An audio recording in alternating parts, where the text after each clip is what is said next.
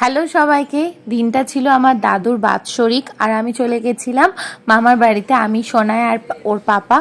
তো আমরা তিনজনেই গেছিলাম আর এখানে হরিনামের কীর্তনের লোকজন এসেছিল।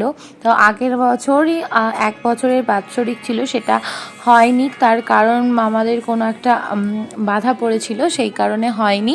তো এই বছর হয়েছিল, সেই জন্য গেছিলাম। আর সত্যি কথা বলতে মামার বাড়িতে আমার এখন আর যেতে ভালো লাগে না, কারণ আমার দাদু আর নেই, সেই কারণে।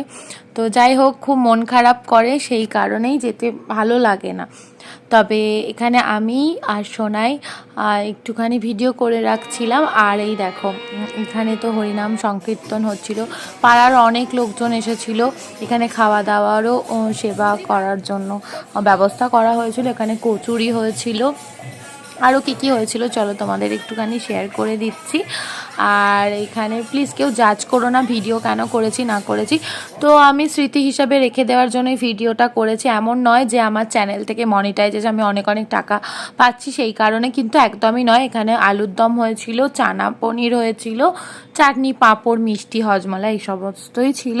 আমার সোনাইও খেতে বসেছিল, আর এখানে সোনাইয়ের বোনও দিদি রিস্তাও ছিল। আর এখানে সবাই